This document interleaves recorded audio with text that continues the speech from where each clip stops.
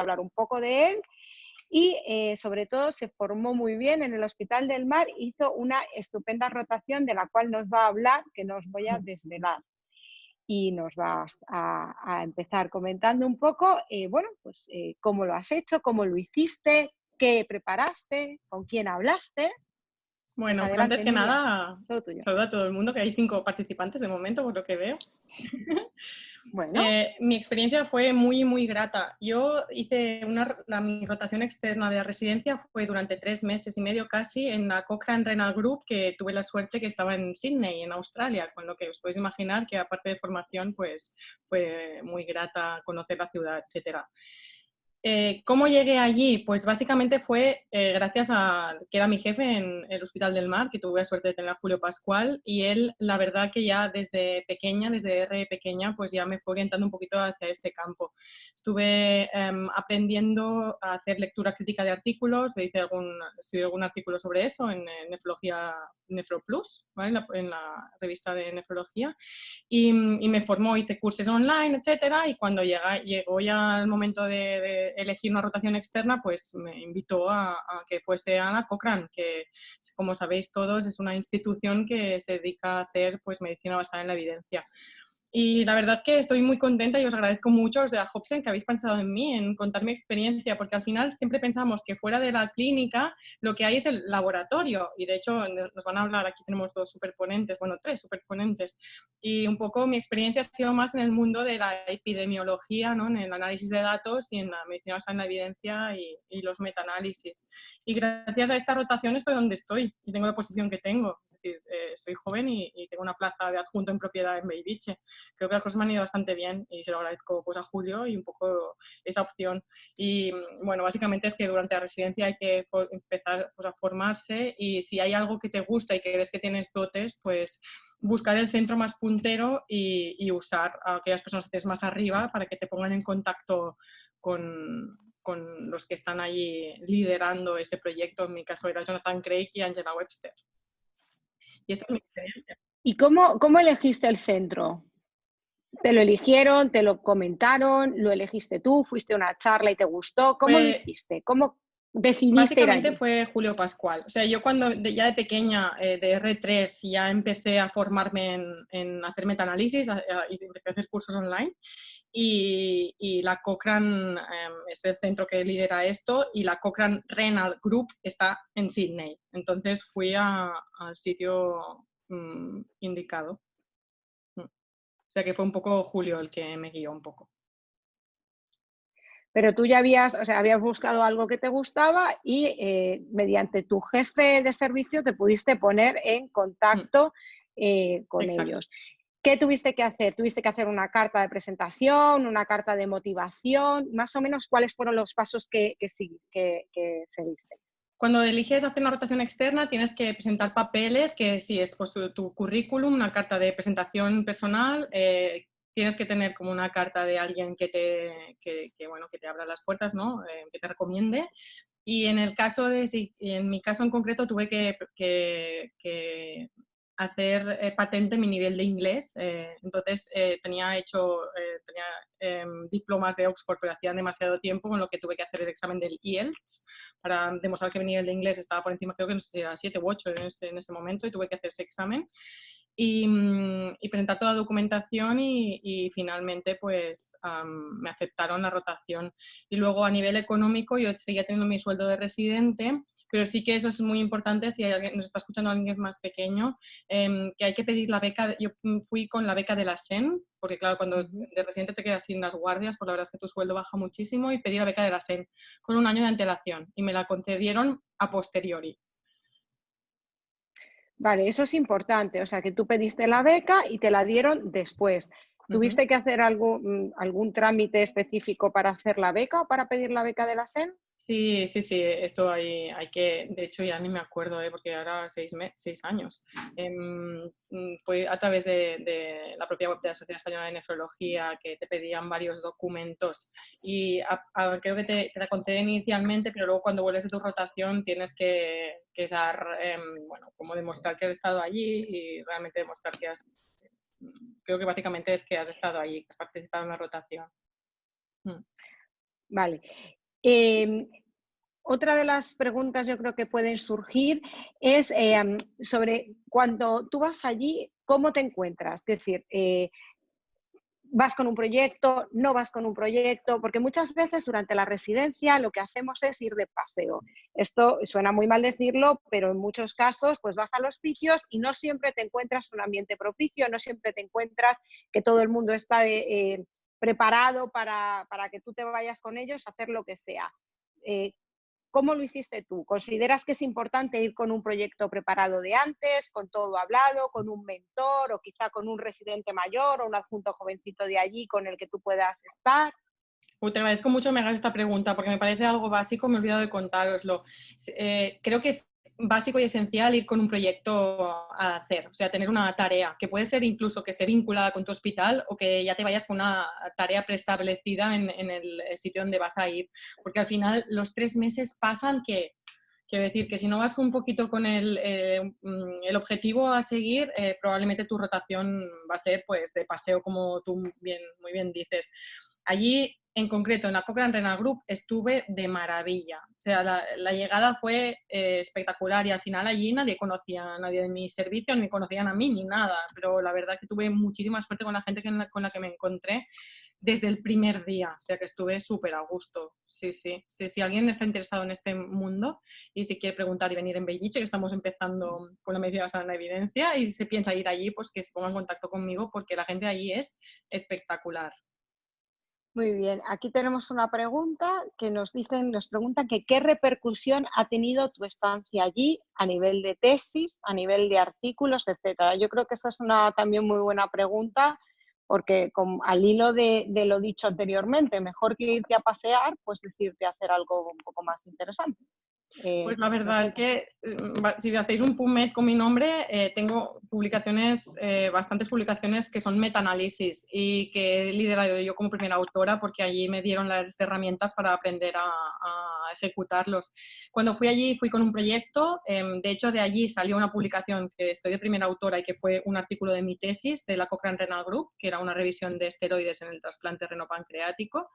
Y de hecho, desde allí que generé 2 protocolos para hacer 3 revisiones sistemáticas y 2 revisiones sistemáticas metaanálisis con la Cochrane. De mi estancia allí pues surgieron 2 proyectos nuevos, que uno no se llevó a cabo porque no había demasiadas publicaciones, pero la otra se publicó en el 2016 otra vez. Conmigo de primera autora es una revisión Cochrane, así que muchísimo. Es que ha tenido total repercusión en mi currículum y seguramente el hecho de tener publicaciones pues también me ha abierto muchísimas puertas. Yo creo que no estaría donde estoy si no hubiese hecho eso. Es que a nivel de hasta de pedir becas, yo he conseguido una beca de la SEN de primer año de adjunta y al final fue pues gracias a tener un poco de bagaje y currículum.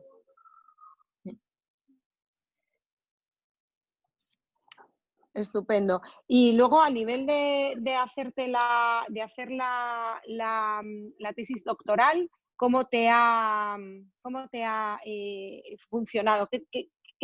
¿Qué te ha aportado especialmente el haber estado allí en la Cochrane?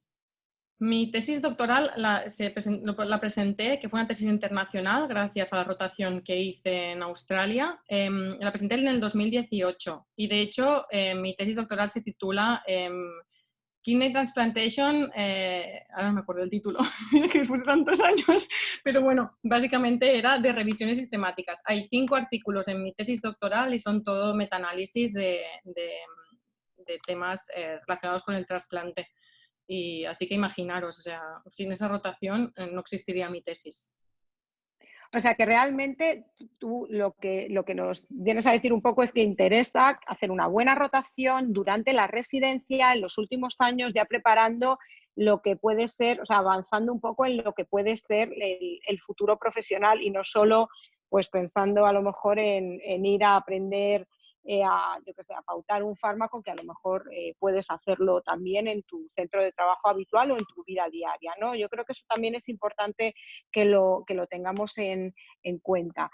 Bueno, aquí pregunta otro compañero que a lo mejor no lo había visto antes, si te fuiste con un proyecto ya concreto, que creo que ya nos has más o menos contestado a la pregunta esta, ¿no? Que sí que te fuiste con un proyecto concreto. Y Sí. teníamos otra pregunta de una residente que acaba de coger la especialidad y ya se ha apuntado con nosotros, Qué bien. bueno, a raíz de lo que has hablado antes, que si recomiendas algún tipo de máster o que si los másters que podáis hacer o que se pueden hacer van a mejorar las perspectivas de empleo al salir de la residencia.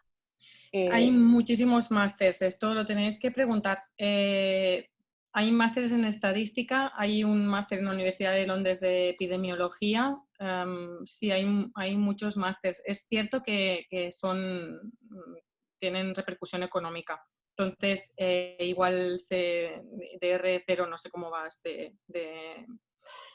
remuneración económica, pero yo este máster de epidemiología de la Universidad de Londres lo hice una vez volví, ya era adjunta y tenía un sueldo un poquito mejor.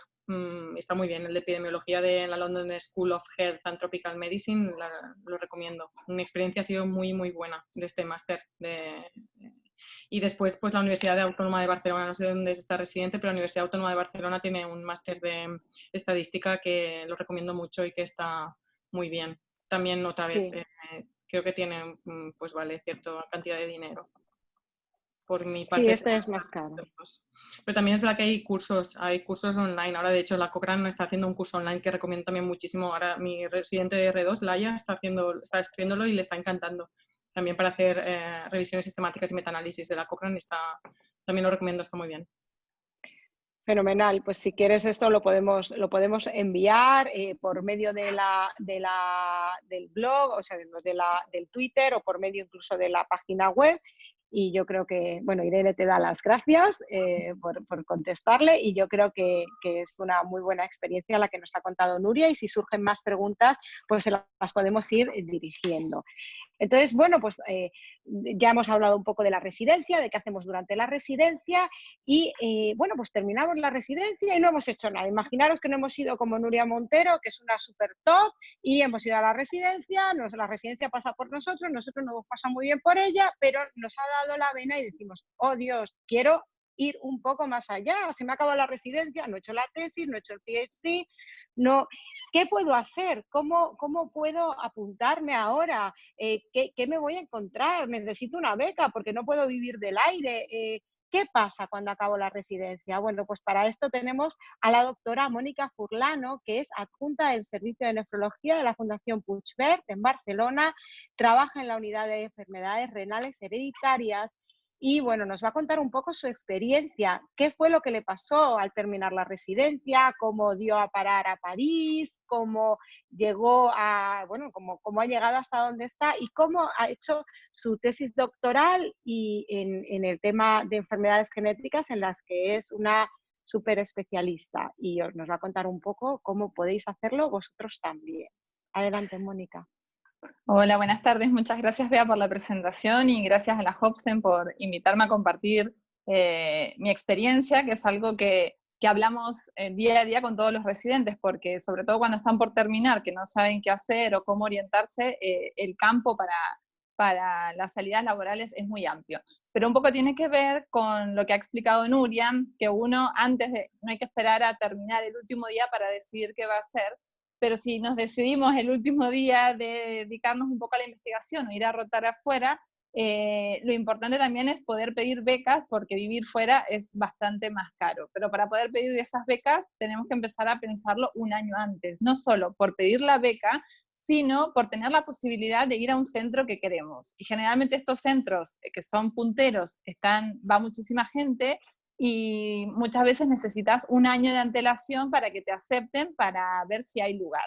En nuestra especialidad de nefrología generalmente no hay tantas listas de espera, pero por ejemplo aquí con mis colegas los urólogos, si quieren ir a rotar a un sitio que quieren operar con alguien importante, necesitan 3 años de lista de espera. Pero por suerte en nefrología no pasa eso.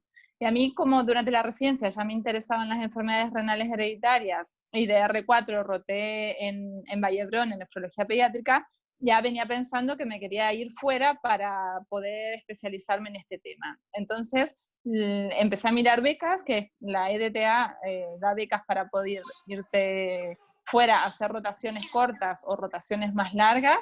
También la Sociedad de Nefrología las da y cada una de las sociedades a nivel local también suelen dar ayudas económicas. Y bueno, tuve la suerte de que me dieron una ayuda de la Sociedad Española de Nefrología, de la SEN, y una ayuda de la Sociedad Catalana de Nefrología.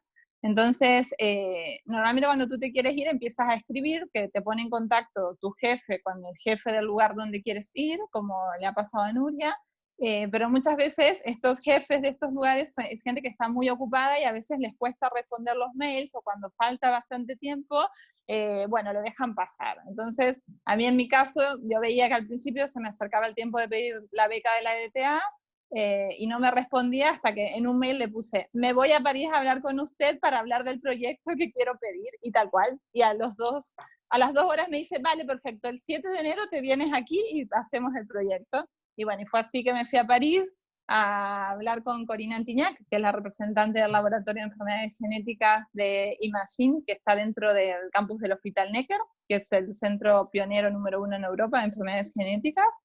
Y bueno, generalmente estos lugares tienen varios proyectos, y te comentan un poco lo que están haciendo, y si a ti te interesa algo, pues se arma un proyecto para que tú puedas pedir esa beca, porque generalmente no tenemos experiencias en cómo pedir una beca y qué ir rellenando en cada uno de los pasos que te piden para la beca.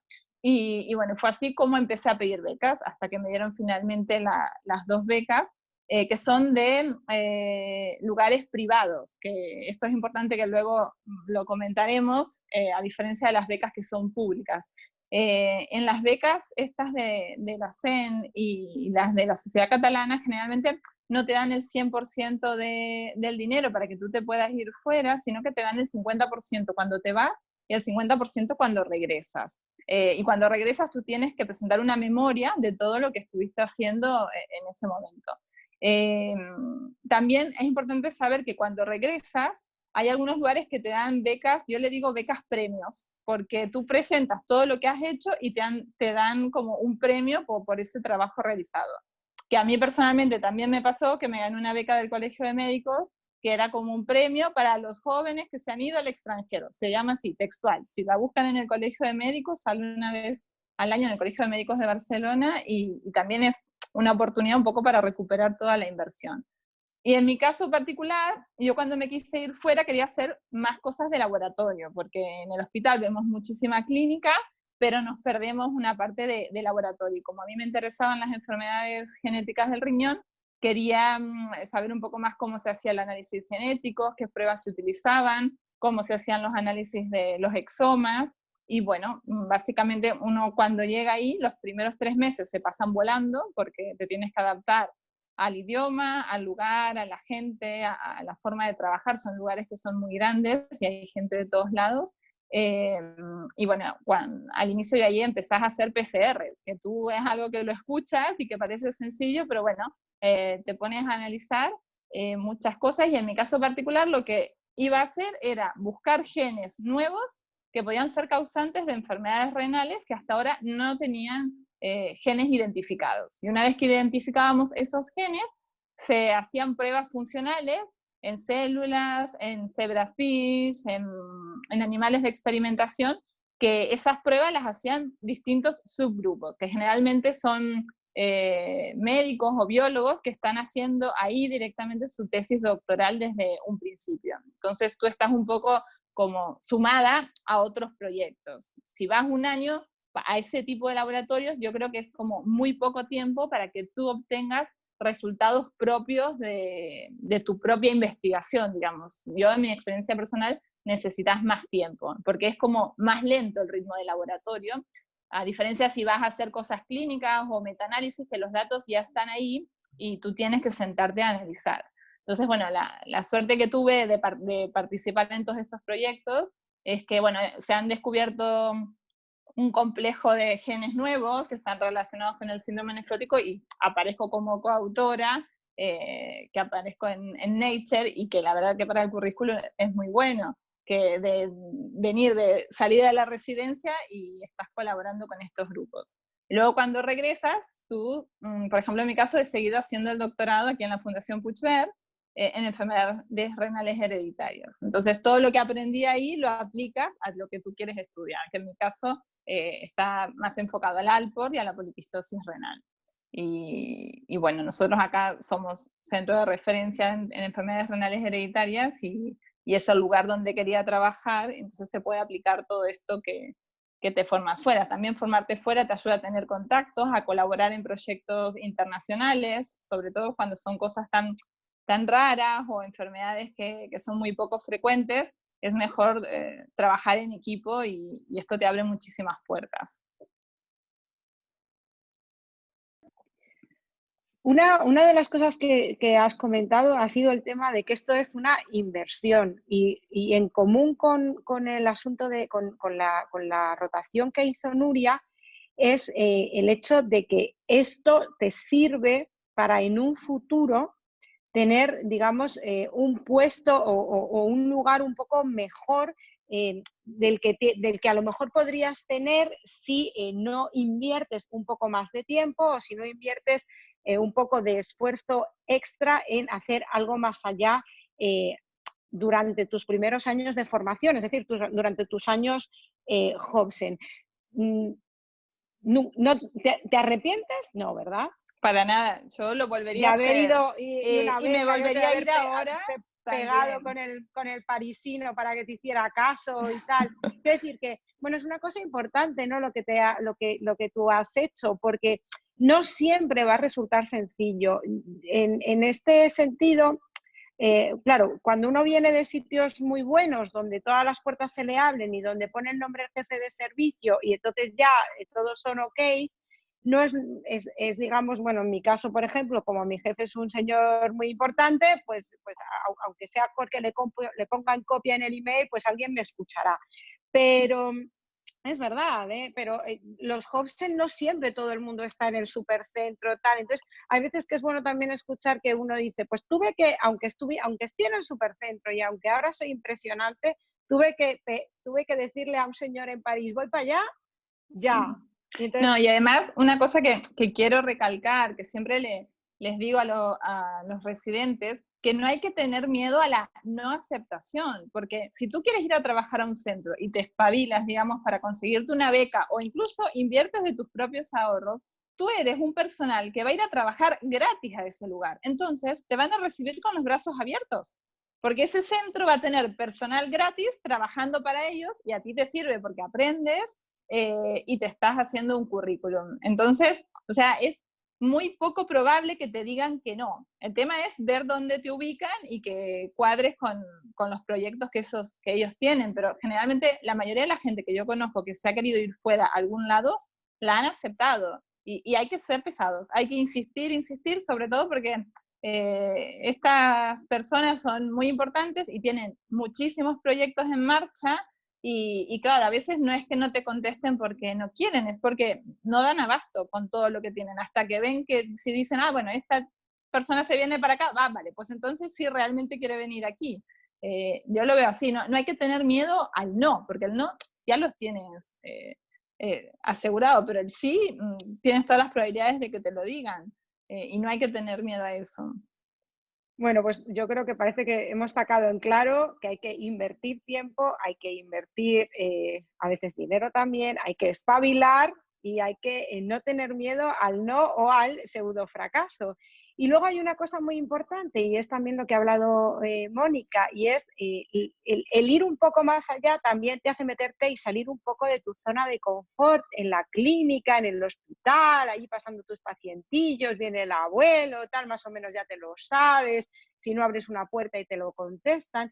Entonces, para salir de la zona de confort e ir un poco más allá, tenemos también aquí al doctor José Manuel Valdivieso, que es un experto en investigación translacional, que nos va a contar un poco también lo que es, porque eso suena un poco como a chino y muchas veces y en la mayor parte de los centros no tenemos o no se tiene la oportunidad de tener un laboratorio donde uno pueda hacer, como ha hecho Mónica, investigación genética, PCR, toquetear, pipetear, tener un ratoncillo por ahí o hacer un poco de experimentación animal o un curso sobre experimentación animal.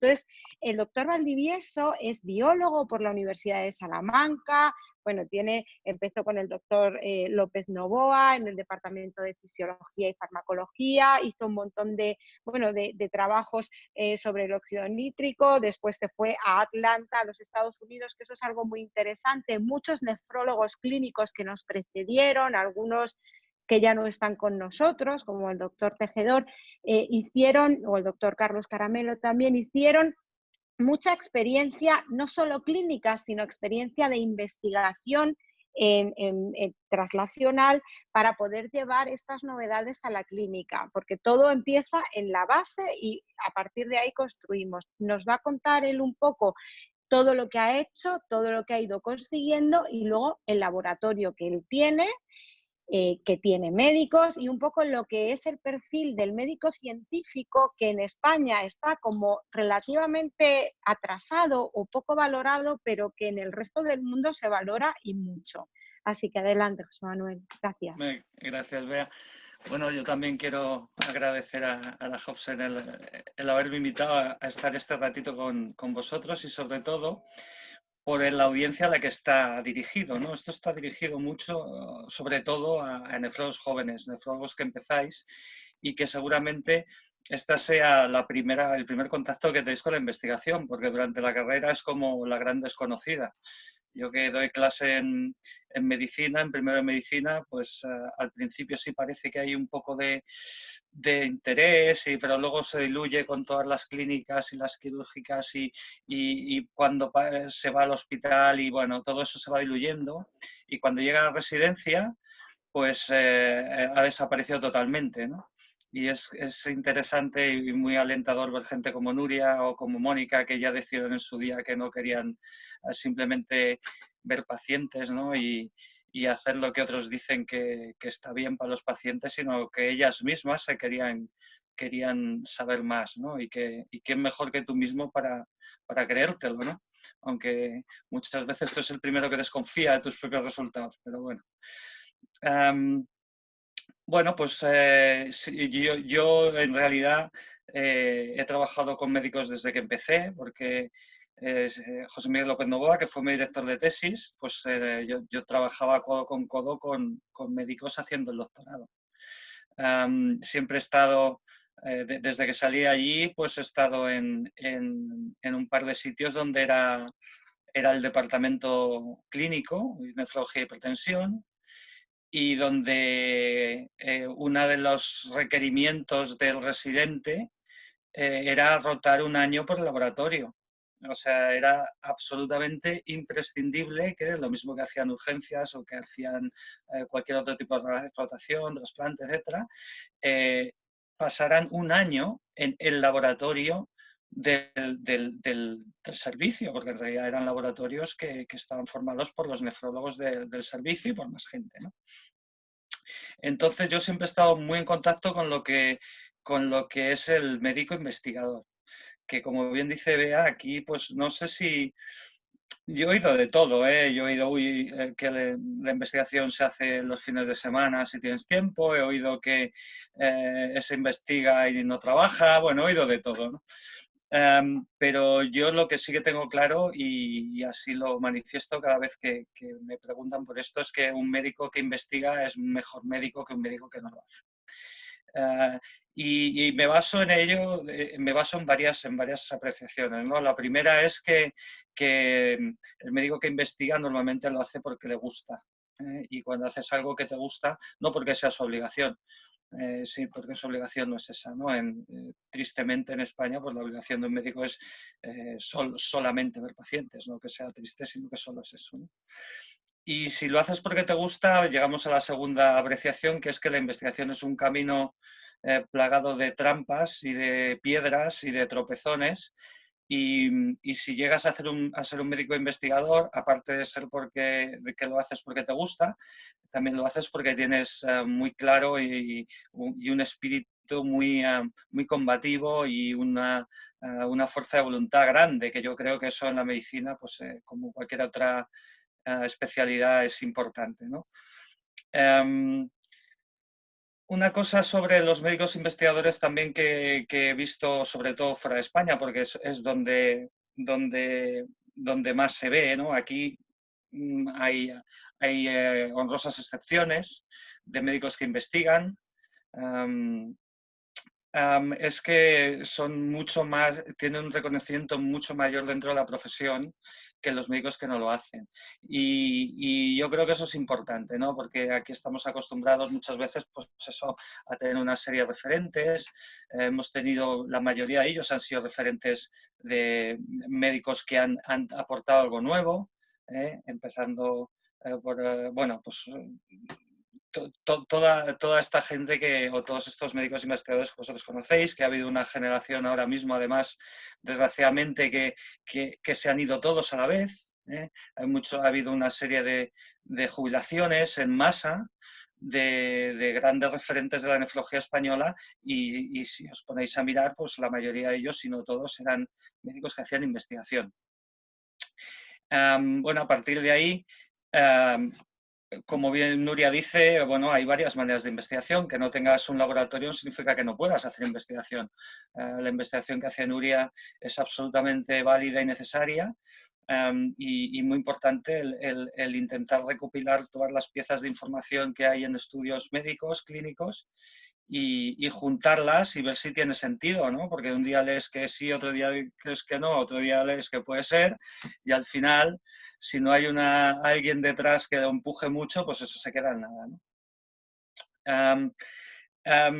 El laboratorio, de todas maneras, es para mí es el sitio donde un médico realmente puede marcar un poco la diferencia. Yo lo digo con conocimiento de causa porque ya os he dicho, yo he estado siempre rodeado de médicos, he tenido médicos por encima y ahora tengo médicos, digamos, me han dirigido tesis.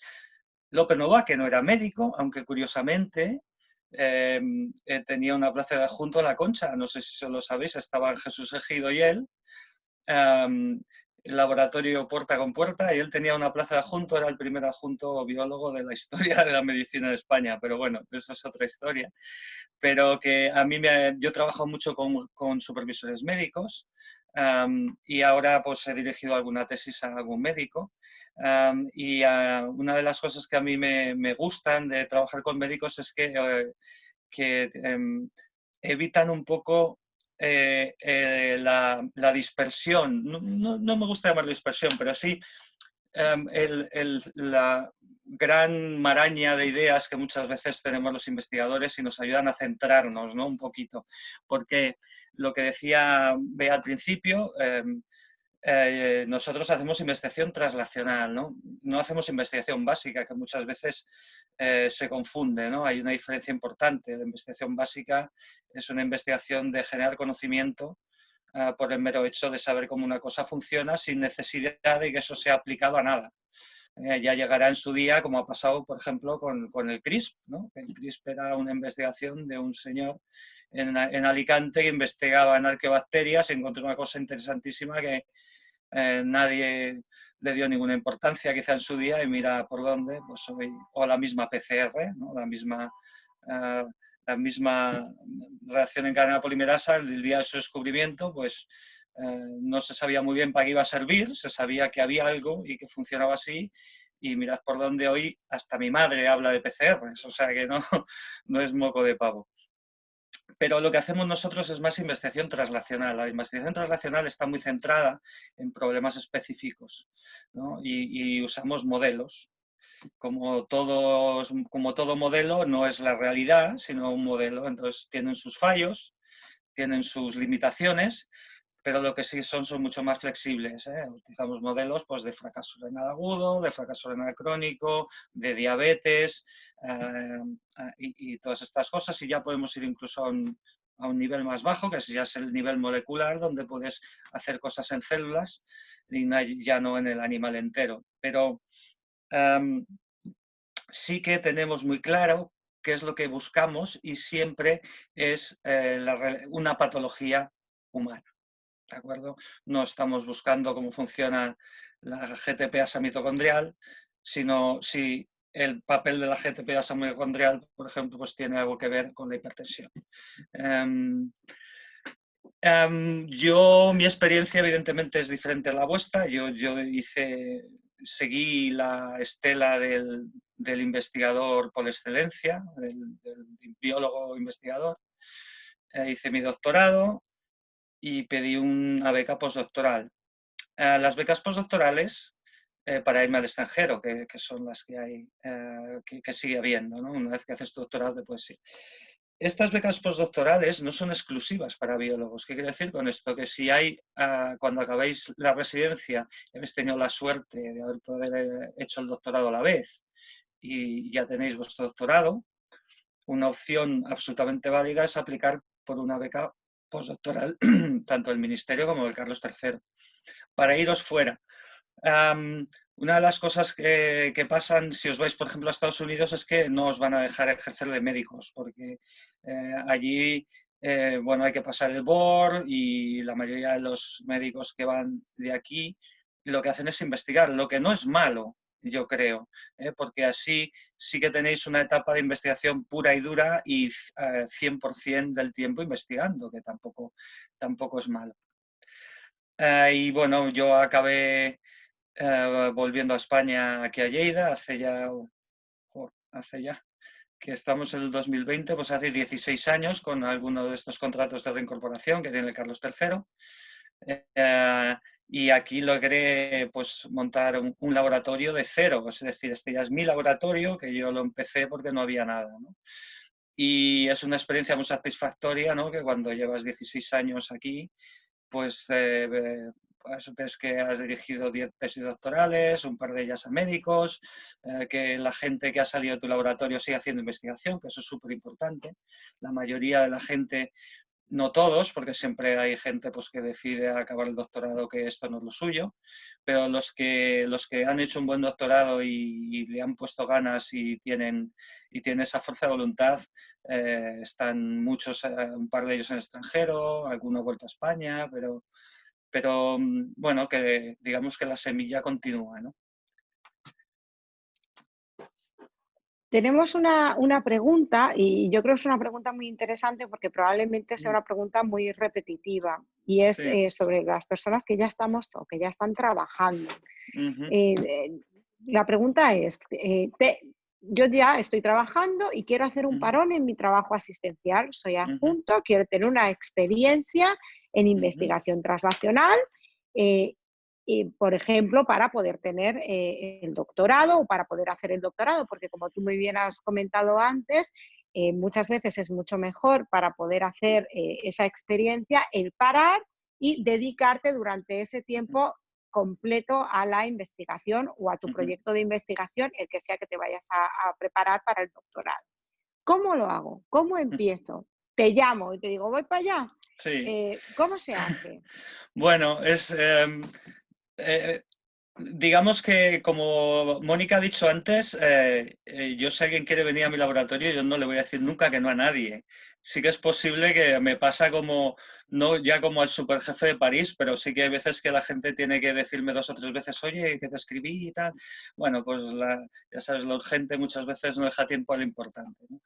Pero yo, toda la gente que ha querido venir a mi laboratorio, ha tenido un sitio.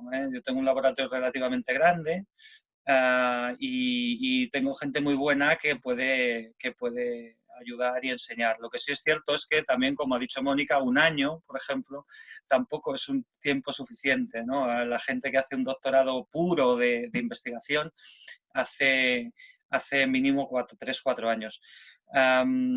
Lo que sí que hace tiempo que yo llevo comentando, incluso hicimos un intento de hacer una especie de máster en investigación translacional que no acabó de funcionar, es que durante la residencia haya la posibilidad de rotar en un laboratorio de investigación, de la misma manera que en Estados Unidos rotan en los laboratorios de investigación directamente porque es obligación del residente que entra en ese servicio. Si tú quieres venir aquí a este servicio, 1 año lo tienes que pasar en el laboratorio, ¿no? Bueno, esto no existe, y no existe porque evidentemente durante la residencia pues sois una mano de obra muy codiciada, y tenéis una presión asistencial muy elevada, cosa que en otros sitios pues no pasa, ¿no? O por lo menos no consideran que el residente deba ser, pues eso, entre muchas comillas, un mercenario, ¿no? Estar todo el día entre la planta, las urgencias, las interconsultas y todas estas cosas que al final los dejan agotados. Y por eso mismo, la gente que todavía se dedica a la investigación en la medicina durante ese tiempo, yo creo que son joyas, ¿no? Porque son gente con mucha fuerza de voluntad y con muchas ganas. Por lo tanto, si alguien quiere ir a un laboratorio, nadie le va a decir, el jefe del laboratorio siempre va a decir que sí. Ahora, si es durante tu residencia, a ver cómo convences a tu jefe de servicio de que te vas a ir a rotar a un laboratorio de investigación. Yo conozco más de uno que seguramente diga que no problema y que adelante, ¿no?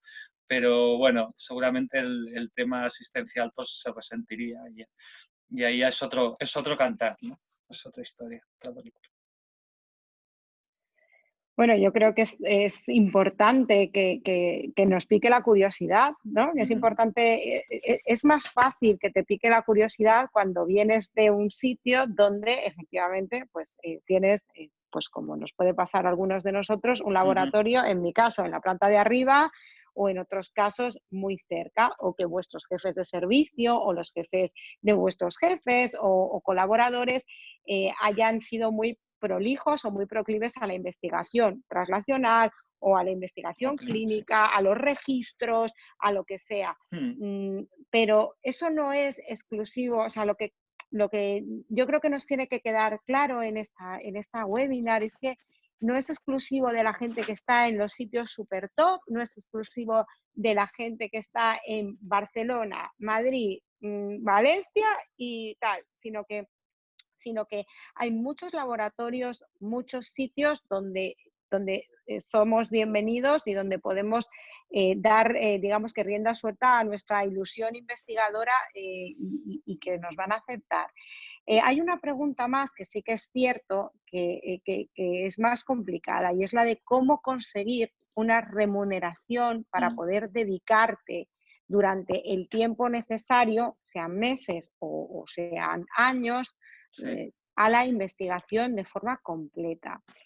Sí, bueno, aquí es donde entran ya las ayudas oficiales, ¿no? Evidentemente las ayudas de la SEN o la de la EDTA son ayudas muy necesarias para complementar el sueldo a la gente que ya tiene una plaza, por lo menos una residencia y se marcha a otro sitio, ¿no? Las becas, digamos, de investigación tienen un orden absoluto, tienen una gradación. Empiezan en el caso de que no seas médico o no quieras hacer la residencia. Directamente puedes aplicar por una beca predoctoral. Becas predoctorales hay hay varias oficiales. Normalmente, aparte de las oficiales que son las becas del Carlos III, las PEFIS, que van ligadas normalmente a proyecto, y las becas predoctorales del Ministerio, suele haber muchas más de muchos organismos. Por ejemplo, aquí en Lleida el AGAUR la Generalitat tiene becas predoctorales, pero incluso la Universidad de Lleida, la UDL, también tiene becas predoctorales. Es decir, que hacer un doctorado y sobre todo en áreas deficitarias como puede ser el área de los PhD en medicina, ¿no? Que yo estoy en el departamento de medicina, pero el resto de los PhD que se leen en nuestro instituto pues son el departamento de ciencias médicas básicas, o que no es el departamento de medicina. Entonces el departamento de medicina siempre tiene un poco de deficiencia de doctorados, ¿no? Una vez que has pasado esa beca predoctoral, pues ya acabas el doctorado y empiezas con las becas postdoctorales. En el caso de acabar la residencia, existen unos contratos, se llaman contratos Río Ortega, que también se pueden pedir en el caso, sencillamente haber acabado la red. No estoy seguro, Bea, si hay que ser doctor, sí, ¿verdad? Mirad, no, esto si queréis os lo resumo yo un poquito. En el caso de los contratos paramédicos, efectivamente, lo que es el Instituto de Investigación Carlos III tiene un contrato que es el Río Ortega, del cual deriva otro segundo contrato que es el Juan Rodés. El Río Ortega es un contrato que cuando yo lo hice eran 3 años, después fueron 2 años y es un poco dependiente, yo creo que de la economía del país, que sean 2 o 3 años. En mi caso, cuando yo lo hice, tenía un 20% o un 25% de actividad asistencial, que después lo quitaron y lo hicieron un 100% de actividad de investigación translacional o de actividad investigadora global. ¿Por qué? Pues porque desafortunadamente, y en esto sí que es verdad que yo creo que ahí se ha pulido mucho el Instituto de Investigación Carlos III y se ha pulido mucho el FIS, pues hace años había una cierta tendencia a que el médico investigador, el médico con un fondo de investigación, con una beca, con un FIS, o sea, con un contrato de investigación, viese un montón de pacientes con su contrato de investigación. Esto es así, yo creo que tenemos que saberlo, yo creo que no es ni malo ni bueno, pero es una realidad que existió. Entonces, yo creo que hicieron un parón y decidieron cambiar un poco el orden de las cosas. Y en vez de tener un porcentaje de actividad asistencial, ya no tenía actividad asistencial y así digamos que se quitaban de encima ese problema. Ahora lo van cambiando, de vez en cuando vuelven a poner actividad asistencial. Eso es. Actividad asistencial. Efectivamente. Por eso os digo que ha sido un poco fluctuante. Yo creo que dependiente un poco de lo que fueran viendo. 3 años, 2 años, un poquito de actividad asistencial, nada, otra vez un poquito. Sí aceptaban en fundaciones semiprivadas, luego no, luego sí. Entonces, en eso ha sido más dependiente. Pero lo que sí que es cierto es que en el Río Ortega lo que te avala es el grupo en el que tú estás. Por ejemplo, si tú te adscribes al grupo del doctor Valdivieso, pues es más probable que te den un Río Ortega que si estás en un grupo muy pequeño con muy pocas cosas, porque tú formas parte de un grupo. Luego, sí que es verdad que las cosas mejoran mucho. La beca es una cuantía relativamente pequeña, es alrededor de un 70% de lo que cobras como cobrarías de adjunto y te permite hacer guardias, pero no te permite hacer actividad privada, ¿vale? Es decir, que puedes hacer guardias y completar el sueldo, pero no puedes hacer actividad privada para completar el sueldo, que eso, bueno, pues es un hándicap a lo mejor. Y el contrato Juan Rodés es un derivado del Río Ortega, que si te dan el Río Ortega ya tú mismo vas viendo si te interesa pedir el Juan Rodés o no, que es un contrato de estabilidad de un médico científico, por decirlo de alguna manera, donde tú ya sabes más o menos lo que quieres y ya incluso empiezas a pedir tus propios proyectos de investigación, que yo creo que ahora no sería el caso, porque para pedir un proyecto de investigación sí que tienes que tener un poco más de peso y una idea, un proyecto, un grupo que te avale, gente que trabaje contigo, y quizá estemos ahora mismo hablando de algo que es diferente. Y luego están las becas que la gente conoce relativamente poco, que son las de la era EDTA.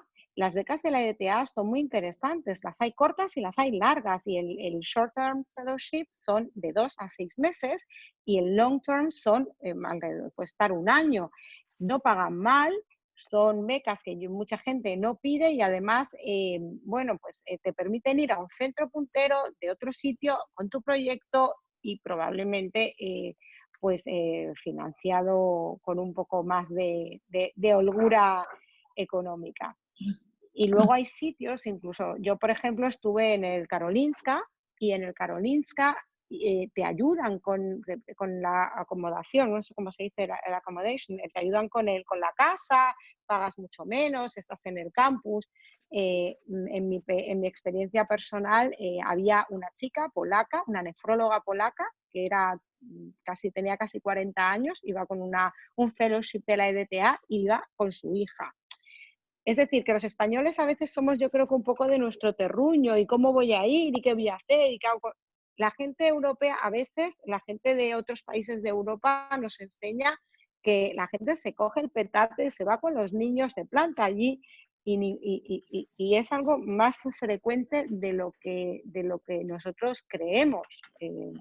Y no tienen tantas, digamos que no tienen tantos inconvenientes en ese sentido. No sé qué experiencia personal tenéis el resto. Yo ahí voy a hacer un inciso que os hemos enviado. Juan Jesús Carrero está buscando investigadores. Yo creo que ya está prácticamente a punto de terminar y de expirar el plazo para presentarnos. Lo mandamos por Hobson, por si os interesa o os pueda parecer interesante el ir con él. Yo estuve con él y fue una experiencia francamente estupenda, que recomiendo. Bueno, ¿Alguno de vosotros, vuestra experiencia en ese sentido? Yo una cosa quiero aportar, Bea, que respecto a las becas de la EDTA, hay al menos, ¿sí, se me escucha? Sí, sí. Vale, hace unos años había un inciso perfecto. para los médicos que no eran de Europa, también tenían la posibilidad de acceder a estas becas. Era para médicos de origen de países menos desarrollados, tenían también una posibilidad de pedirlas, que esto es importante sobre todo si este webinar lo ve gente de Sudamérica o de otros países de habla hispana, que también tienen esta posibilidad de acceder a estas becas.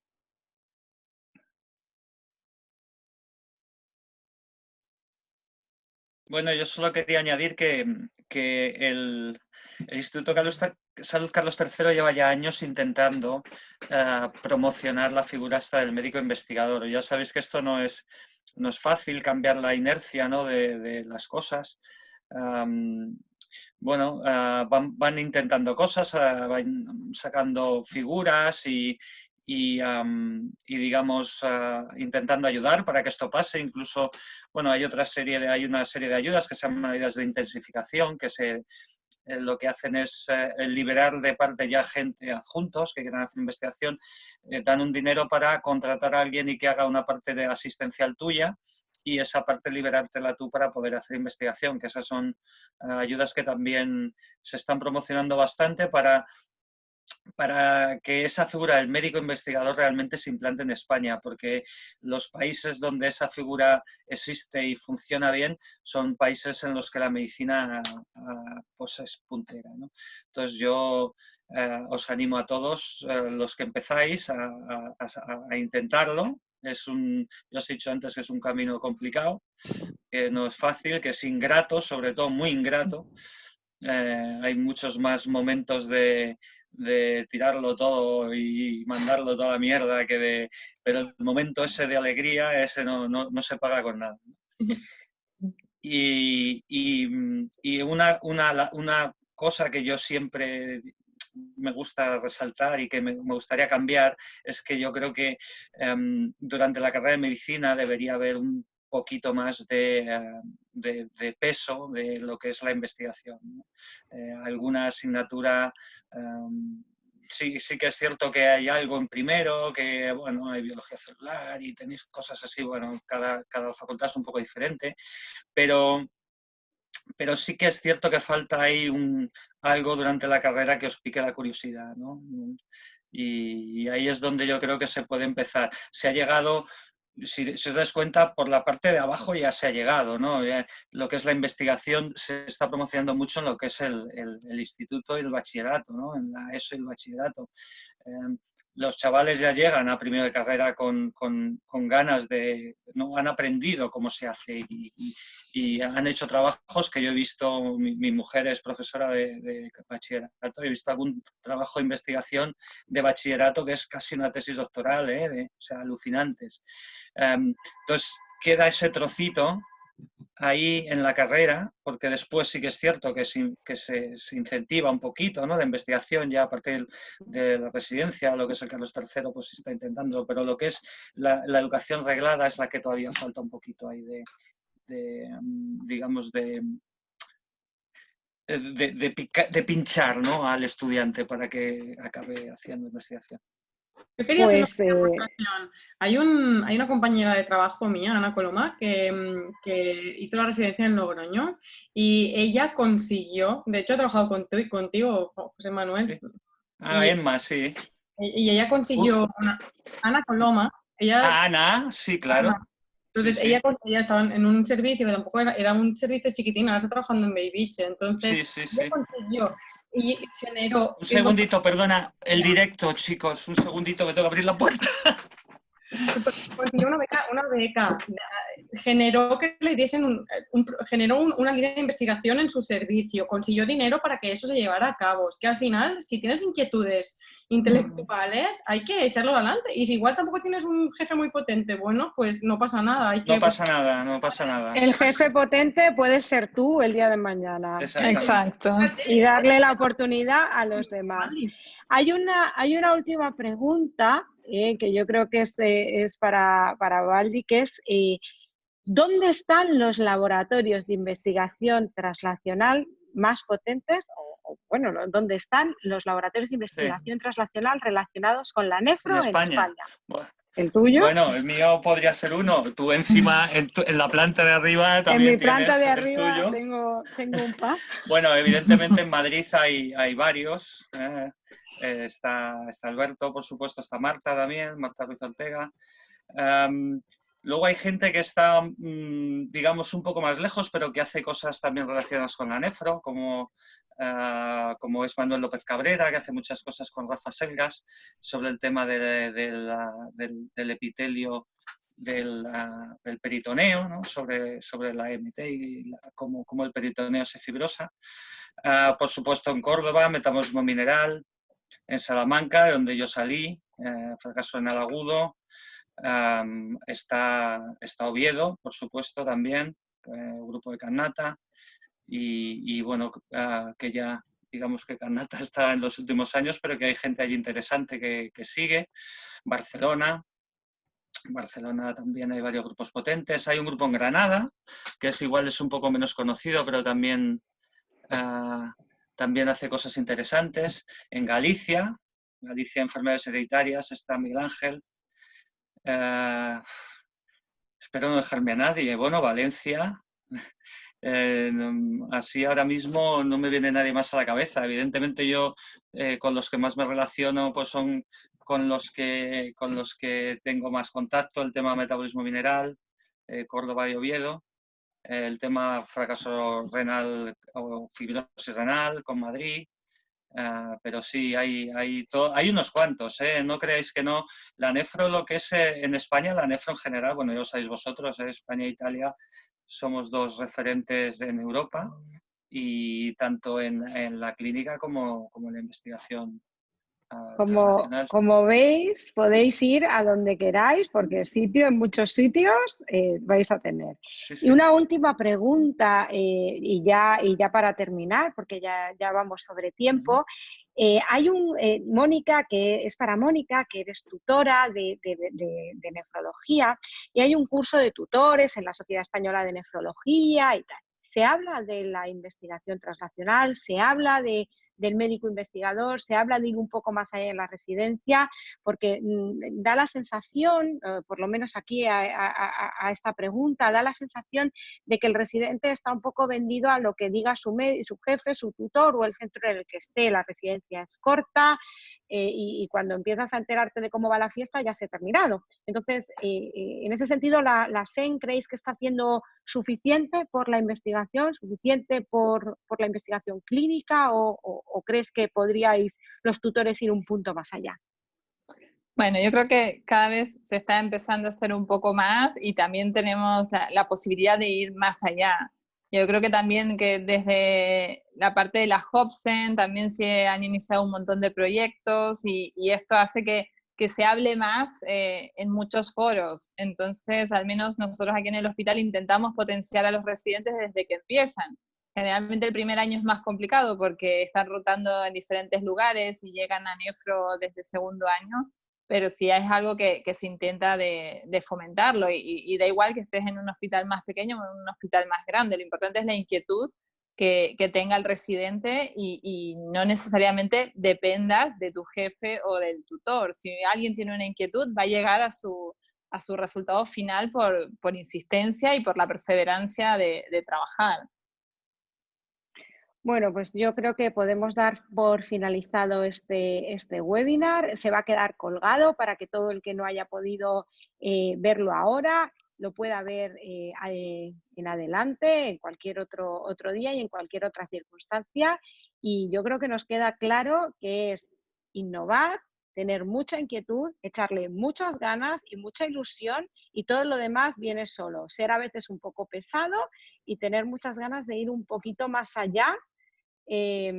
y de que luego después todo esto va a tener unas repercusiones no solo en nuestro currículum y en nuestra vida académica, sino que yo creo que también en nuestra vida personal y en nuestra vida profesional. El querer hacer algo más que ir todos los días al hospital, que está muy bien, pero te da una visión mucho más global y, como yo creo que ha dicho muy bien Baldi, el médico que investiga, que se hace preguntas y que cree que puede aportar, además de consumir literatura, puede aportar, es el médico que va a ser el líder en el futuro y que va a ser el que va a llevar a la especialidad, cualquiera de ellas, en este caso la nuestra, a estar en el top.